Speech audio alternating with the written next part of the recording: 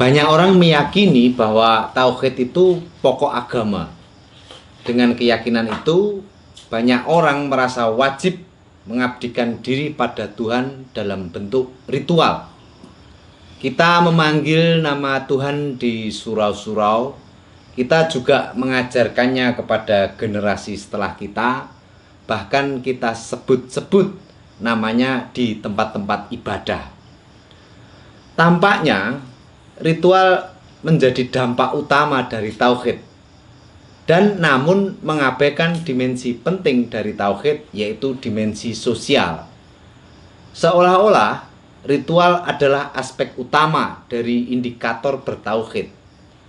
Padahal jika kita membaca sejarah kemunculan tauhid di masa Nabi Muhammad, tauhid itu bagian dari dekonstruksi sistem sosial yang tiranik akibat dari kepercayaan pagan atau politeisme. Nah, konten kali ini akan mengupas konteks kemunculan tauhid yang dibawa oleh Nabi pada masa kenabiannya di Mekah. Pertanyaan utama yang akan dibahas dalam diskusi kali ini adalah, untuk kepentingan siapa Tuhan menganjurkan manusia itu harus bertauhid? Jika untuk kepentingan dekonstruksi tirani manusia, maka bagaimana penjelasan yang bisa diberikan? Istilah tauhid itu pada hakikatnya tidak ada dalam Al-Quran. Ia kata yang diderivasikan dari kata wahada dalam Al-Quran. Tujuannya agar manusia hanya mengesakannya dan tidak membuat sekutu atasnya. Pada era pasca kenabian, kurang lebih abad ke-8 dan 9, banyak muncul konsep tauhid dan menjadi identitas aliran agama. Mu'tazilah misalnya, meyakini bahwa hanya ada satu Tuhan dan tidak ada sifat baginya. Jika ada sifat, maka sifat itu akan kekal pula sebagaimana Tuhan. Maka dalam pandangan Mu'tazilah, sifat akan menjadi sekutu lain bagi Tuhan. Hal ini berbeda dengan Ahlu Sunnah. Aliran ini masih dominan sampai sekarang. Banyak aliran pada konteks sekarang yang mengatasnamakan Ahlu Sunnah. Beberapa aliran di dalamnya muncul pula ordo tarekat dengan konsep tauhid yang beragam. Misalnya, bagi sebagian kalangan, ziarah kubur itu musyrik, namun sebagian lain tidak. Sebagian lain meyakini bahwa tawasul pada orang mulia yang telah wafat itu dianjurkan, sementara yang lain menyebut itu adalah perbuatan syirik. Di beberapa kitab tasawuf, Syarhul Hikam karangan Ibnu Athaillah As-Sakandari misalnya, bersandar pada selain Allah itu adalah mengurangi ketauhidan seseorang. Dalam kalimatnya, al-i'timadu alal amal nuqsanur roja' inda wujudiz zalal. Menyandarkan pada amal itu akan membuat orang menjadi pesimis ketika jatuh dalam kesalahan. Artinya, kita dalam perspektif Ibnu Athaillah harus bersandar pada Allah secara terus-menerus. Lebih jauh lagi, jika kita menganggap berobat ke dokter dan meyakini bahwa dokter telah menyembuhkan, itu bisa mengurangi nilai ketauhidan. Singkatnya, semua sandaran dan anggapan keberhasilan itu hanya kuasa Tuhan dan bukan yang lain.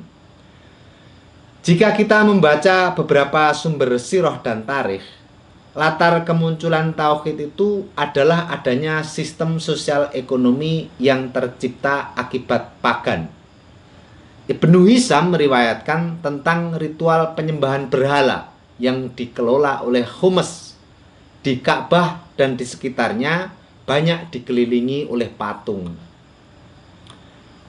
Hijr Ismail, sebuah tempat yang ada di sekeliling Ka'bah, terdapat dua patung Isaf dan Nailah.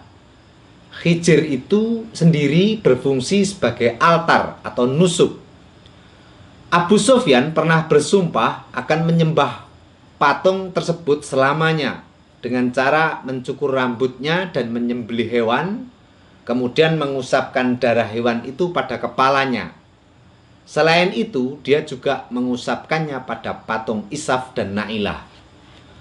Muqatil juga meriwayatkan tentang penyembelihan hewan untuk persembahan patung di area sekitar Zamzam.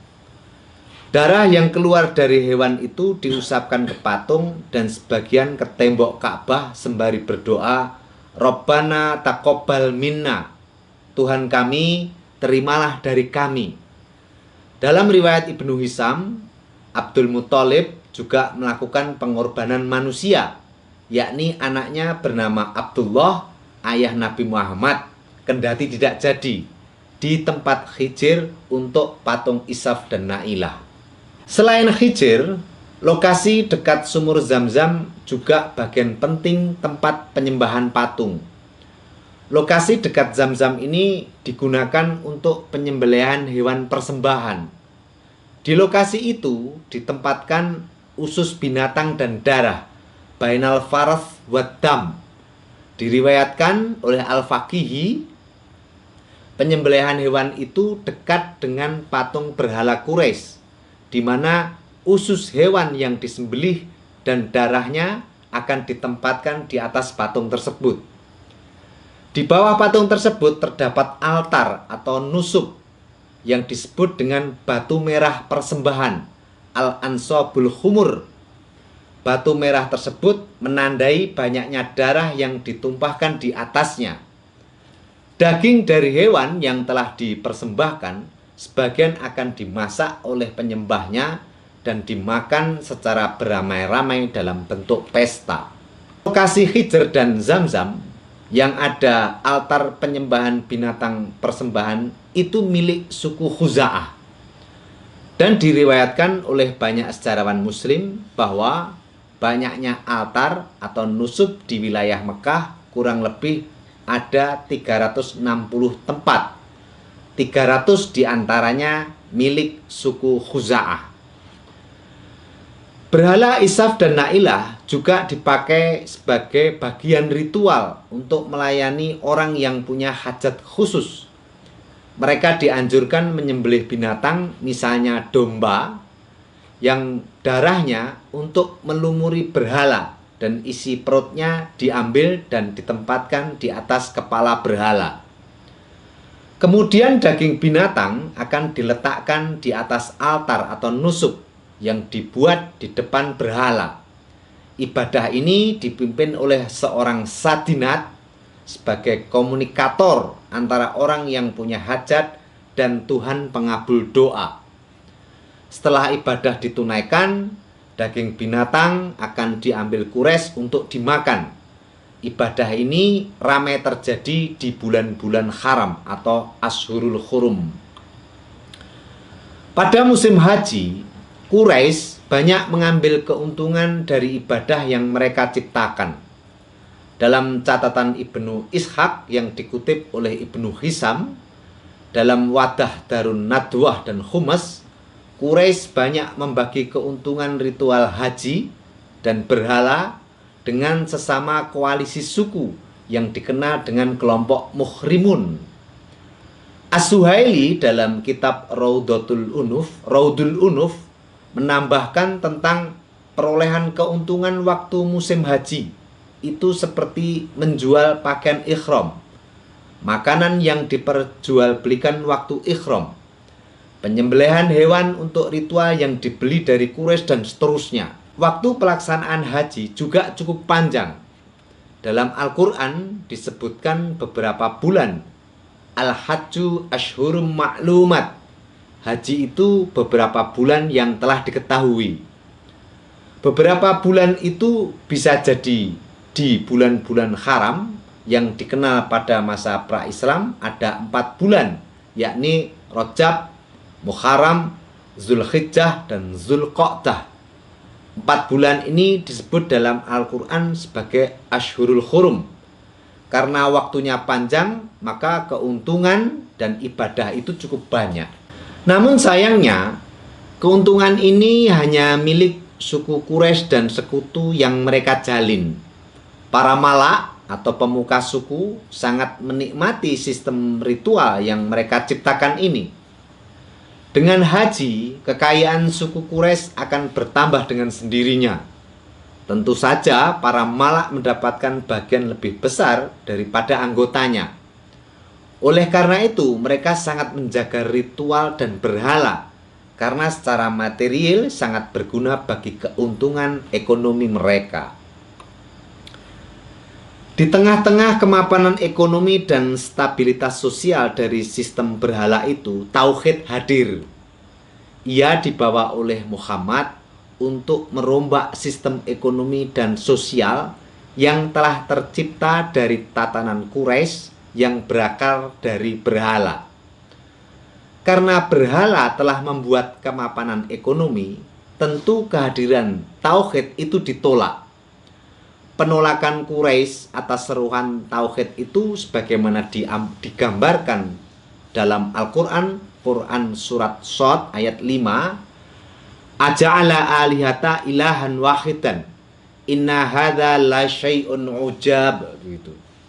Adakah dia, Muhammad, menjadikan Tuhan-Tuhan itu Tuhan yang satu saja? Sungguh ini benar-benar sesuatu yang mengherankan. Kemudian mereka tetap melanjutkan ritual berhala dan mengatakan, wa in talaqa al mala'u minhum animsu wasbiru ala alihatikum inna hadza la syai'un yurad. Lalu pergilah para malak itu seraya berkata, pergilah kamu dan tetaplah menyembah Tuhan-Tuhanmu berhala. Sesungguhnya ini benar-benar suatu hal yang dikehendaki. Al-Jabiri dalam kitab Fahmul Qur'anil Hakim memberi catatan peristiwa yang sedang terjadi di balik turunnya Quran surat Shad di atas.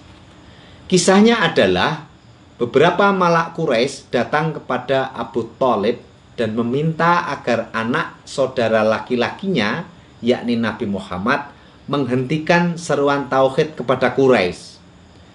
Ibnu Sa'ad menambahkan beberapa nama yang datang kepada Abu Thalib dari Quraisy itu antara lain Abu Jahal, Abu Lahab, Nador bin Haris, Uqbah bin Abi Mu'aid, Aswad bin Abdu Yaghuz, Walid bin Mughirah, dan seterusnya. Mereka keberatan atas Tuhan yang satu yang diseru oleh Muhammad. Kemudian karena tidak diindahkan permintaan Quraisy oleh Muhammad, mereka datang ke Abu Thalib dengan membawa seorang pemuda tampan sebagai penukar agar Abu Thalib menyerahkan Muhammad untuk dibunuhnya. Namun hal ini ditolaknya. Dengan demikian, tauhid itu muncul dalam konteks kritik atas manipulasi agama yang dilakukan Quraisy demi kepentingan ekonomi mereka. Dengan tauhid, manusia diseru untuk menolak berhala. Tentu saja hal ini mengganggu stabilitas sistem ekonomi Quraisy yang telah mapan. Siapa orang yang mau diganggu kemapanan ekonominya dan status kedudukannya? Tentu saja tidak ada orang yang mau. Mereka akan bertahan sekuat tenaga kendati sang pembawanya adalah nabi.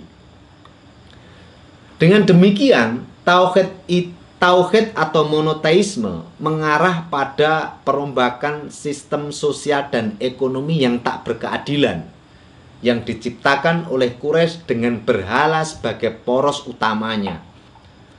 Ka'bah sebagai situs Ibrahim yang dikelola Quraisy memperkuat otoritas Quraisy untuk menjalankan sistem ekonomi mereka karena Quraisy masyhur sebagai keturunan Ibrahim. Karena Ka'bah itu dikenal sakral dan disematkan padanya Masjidil Haram, maka sistem ekonomi itu semakin kokoh kendati pada hakikinya sangat tiranik. Hal itu karena keuntungan ekonomi akibat ritual haji hanya bisa dinikmati segelintir suku saja dan tidak masyarakat Arab secara keseluruhan. Karena tauhid itu berpijak pada keesaan Tuhan, maka Wahyu mengeluarkan sistem ekonomi baru yang mengganti sistem ekonomi Quraisy. Zakat adalah solusinya.